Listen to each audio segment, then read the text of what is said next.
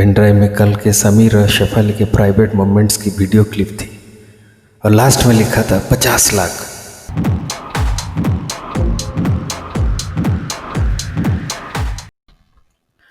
समीर को कुछ समझ नहीं आ रहा था। समीर ने गाड़ी स्टार्ट की और निकल गया हाईवे पे। ड्राइव करते हुए तरह तरह के ख्याल उसके मन में चल रहे थे। अब समीर को लग रहा था मानो वो बुरी तरह से फंस गया हो और उसे इस मुसीबत से निकलने का कोई रास्ता नहीं सूझ रहा था। समीर ने नहर के पास गाड़ी खड़ी की और कलभट के मुंडेर पर चढ़ गया। तभी समीर के फ़ोन की घंटी बजी। फ़ोन घर से आया था। समीर नीचे उतरकर फ़ोन सुनने लगा। जैसे ही समीर ने फ़ोन रिसीव किया, उधर से उसकी बीवी सुनीता की आवाज़ आई। सुबह सुबह अभी आता हूँ कह के निकले थे और 12 बज रहे हैं, अभी तक वापस नहीं आए। ना कोई फ़ोन, ना कोई मैसेज। क्या हुआ? कहाँ हो तुम? आज ऑफिस भी नहीं गए? समीर, जो अब तक मानसिक रूप से काफ़ी टूट चुका था, सुनीता की आवाज़ सुन के उसका गला रूंध गया और उसने कोई जवाब नहीं दिया, क्योंकि अगर वो कुछ बोलने की कोशिश करता तब रो ही पड़ता। सुनीता की बार बार हेलो कहने पर बस अभी आता हूँ कह के फ़ोन काट दिया। इसके बाद समीर गाड़ी में जाकर बैठ गया और कार लॉक करके ज़ोर ज़ोर से रोने लगा। आज समीर की लाइफ में पहली बार कुछ ऐसा हो गया था कि उसे अपनी पत्नी से आंख मिला पाना मुश्किल और शायद जान देना आसान लग रहा था। समीर ने शायद आज जान देने के फैसला कर ही लिया था और वो हिम्मत जुटाकर फिर नहर की तरफ चल दिए।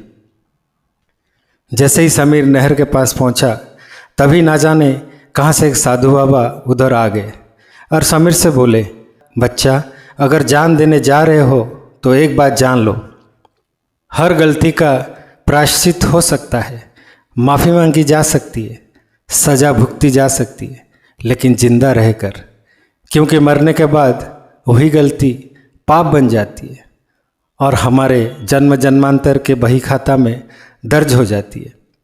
इसलिए गलती की है तो प्रायश्चित करो, सजा भुगतो, उसे पाप में परिवर्तित मत करो। और इतना कहकर साधु बाबा उधर से चले गए। साधु की बात सुनकर समीर की दुविधा और बढ़ गई।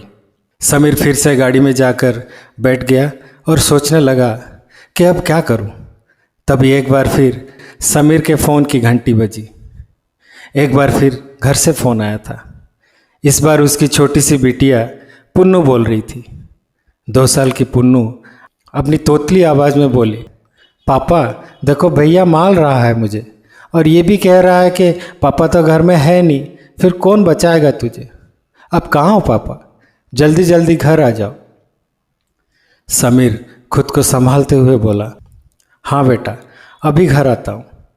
पुन्नू फिर बोली, और पापा आइसक्रीम भी लेते आना, पर सिर्फ मेरे लिए, भैया के लिए मत लाना। ठीक है बेटा, आता हूँ। ये कहकर समीर ने गाड़ी वापस घर की तरफ घुमा ली। रास्ते में समीर बस यही सोच रहा था कि सुनीता को क्या बताएगा, कैसे उससे नज़र मिलाएगा और कैसे इस मुसीबत से छुटकारा पाएगा। जब समीर घर पहुंचा तो शाम हो चुकी थी। सुनीता ने बच्चों को मासी के घर भेज दिया था और सुनीता बैठी समीर का वेट कर रही थी। अब तक सुनीता को यह आभास हो चुका था कि समीर किसी बड़ी प्रॉब्लम में फंस चुका है। सुनीता बैठी सोच रही थी कि यूँ तो समीर अपना हर छोटी बड़ी प्रॉब्लम मुझसे शेयर कर लेता था, लेकिन आज ना जाने समीर किस उलझन में है कि वो मुझे भी शेयर नहीं कर पा रहा है। उसके चेहरे पे चिंता, तनाव और थकान साफ दिख रही थी। सुनीता ने उसे थोड़ा पानी पिलाया और फिर खाने के लिए कुछ ले आई। यूँ तो समीर ने सुबह से कुछ नहीं खाया था, पर अभी भी कुछ खाने का मन ही नहीं कर रहा था, लेकिन सुनीता के बार बार कहने पर उसने थोड़ा कुछ खा लिया। फिर सुनीता अपने और समीर के लिए चाय बना लाई और चाय पीते पीते समीर से बोली, हाँ अब बोलो, क्या प्रॉब्लम है? प्रॉब्लम नहीं तो कुछ भी तो नहीं। अरे, पति पत्नी का रिश्ता ईश्वर ने इसलिए बनाया है ताकि 2 लोग अपने अपने खुशी और गम एक दूसरे के साथ बांट सके। तुम्हारी जो भी प्रॉब्लम है बोल दो बिंदास, मैं हूँ ना तुम्हारे साथ। समीर ने अपने अंदर की हिम्मत को जुटाकर बोलना शुरू किया। सुनीता, इस बार मुझसे ऐसी गलती हुई है कि तुम मुझे शायद माफ़ ना कर पाओ। सुनीता काफ़ी शांत और सधे हुए स्वर में बोली, यदि तुम्हारी गलती माफ़ी के लिए नहीं होगी तो बिल्कुल माफ़ नहीं करूँगी, पर पत्नी धर्म जरूर निभाऊंगी और तुम्हें तुम्हारी परेशानी से भी निकालने में तुम्हारी मदद करूँगी। बताओ क्या गलती हुई है तुमसे। वो बात बताए तो मरे और ना बताए तो मरे, इसलिए समीर ने सरेंडर कर दिया और सुनीता को सारी बात बता दी। समीर ने अपनी बात को जस्टिफाई करने की काफ़ी कोशिश की, but there is no justification to any wrong act and hence Sunita was not at all convinced with Sameer. एक बात बताओ समीर, आपने IVF और सरोगेसी के बारे में सुना है? समीर ने सुनीता की तरफ नज़र उठा के देखा और फिर नज़र झुका ली। एक्चुअली उन्होंने आपको नहीं फंसाया, आपको फंसाया है आपके लस्ट ने। जब आप ऋतुज और शेफाली के साथ घंटों बिताते थे तभी उन दोनों ने आपको अच्छे से स्टडी कर लिया होगा और आपका उन दोनों पे विश्वास और शेफाली के प्रति आपके झुकाव को देखकर ही उन दोनों ने आपको फंसाने का प्लान बनाया होगा।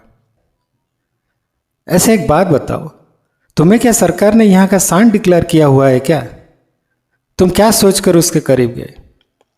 सुनीता, ये मेरी जिंदगी की पहली और आखिरी गलती है। क्यों मुझे इतना जलील कर रहे हो? वो तो पुन्नू का फ़ोन सही समय पर आ गया, वरना मैं अब तुम्हारे सामने नहीं बैठा होता। मेरी बजाय तुम्हें मेरी खबर मिलती। और ये बोलकर समीर की आंखों में आंसू आ गया। सुनीता अपना गुस्सा को कंट्रोल करते हुए बोली, ला वो पेन ड्राइव मुझे दो। समीर थोड़ा हिचकते हुए बोला, क्या? सुनीता थोड़ा झल्लाते हुए बोली, हाँ दो पेन ड्राइव मुझे। डरते डरते समीर ने वो पेन ड्राइव सुनीता को दे दी।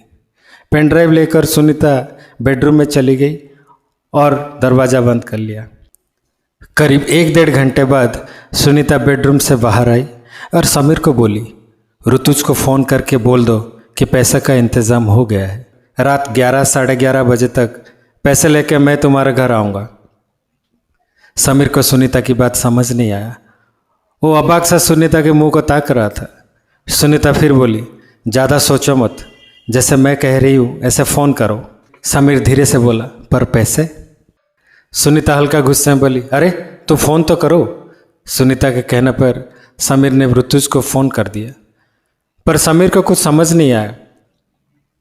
रात 11 बजे के करीब सुनीता ने एक सूटकेस लिया, उसमें पुरानी रद्दी और बुक्स भरी और ऊपर में 2000 के कुछ नोट फैला दिया, मानो पूरा सूटकेस नोट से भरा हो। सूटकेस को लॉक किया और समीर को बोली, इसे लेकर चलो ऋतुज के पास, मैं भी साथ चलती हूँ। लगता था मानो समीर रूपी द्रौपदी का इज्जत बचाने का बीड़ा सुनीता रूपी कृष्णा ने उठा लिया था। समीर और सुनीता ने ऋतुज के घर का दरवाज़ा खटखटाया तो ऋतुज ने दरवाज़ा खोला। सुनीता ने अंदर घुसते ही बोला, शेफाली को भी बुला लीजिए ऋतुज भाई साहब। अब एक सोफ़ा पर समीर और सुनीता बैठे थे और दूसरे सोफ़ा पर ऋतुज और शेफाली। सुनीता ने बोलना शुरू किया, शेफाली, तुम्हें याद है जब पहली बार तुम मेरे घर दूध लेने आई थी तो मैंने करीब आधा किलो दूध देते हुए तुम्हें बोला था कि इसे अपना ही घर समझ। तब से हमने तुम लोगों को दिल से अपना लिया और तुमने ही हमारी पीठ में छुरा घोंप दिया। शेफाली, डायन भी एक घर छोड़ के बाहर करती है। देखो, बुरा काम का नतीजा बुरा ही होता है। सुनीता ने सूटकेस खोल के पैसों की झलक दिखलाते हुए ऋतुज से बोली, पैसा हम साथ लाए हैं, आप ओरिजिनल वीडियो हमें दे दीजिए या डिलीट कर दीजिए। बेशरम ऋतुज अपना लैपटॉप ले आया और सुनीता को दिखाते हुए वीडियो डिलीट कर दी। सुनीता बोली, हम कैसे मान लें कि वीडियो की कॉपी अभी आपके पास नहीं है?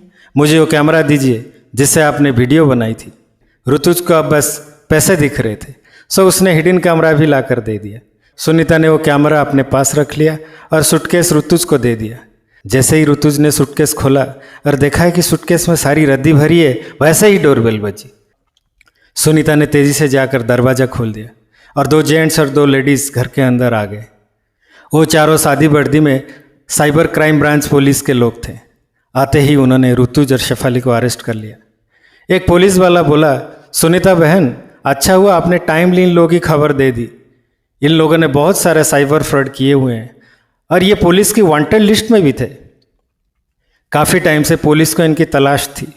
ये लोग फ्रीक्वेंटली अपना एड्रेस चेंज करते रहते हैं और पुलिस को चकमा देते रहते हैं। ऋतुज और सैफ अली को पुलिस पकड़ के ले गई और सुनीता और समीर घर वापस आ गए। घर आकर सुनीता ने बताया कि ये पुलिस वाला जो मुझसे बात कर रहा था मेरे गांव का ही है और हाई स्कूल तक हम साथ पढ़े हैं। ये तो पता था कि ये पुलिस में है, पर कहाँ और कैसे पोस्टेड है ये नहीं पता था। पर जैसे तैसे इसका पता लगाया और इसने ही हमारी मदद की है। समीर जो अब काफ़ी रिलीव्ड लग रहा था, सुनीता से बोला, थैंक यू सुनीता। लेकिन सुनीता का गुस्सा अभी भी कम नहीं हुआ था। सो सुनीता पेन ड्राइव समीर को वापस करते हुए बोली, देखो समीर, भले ही हम आज के बाद इस टॉपिक पे बात नहीं करेंगे और एक नॉर्मल लाइफ जिएंगे, पर जो विश्वास आज तक मुझे तुम पे था वो शायद आज के बाद ना हो। और ये कहकर सुनीता अंदर चली गई।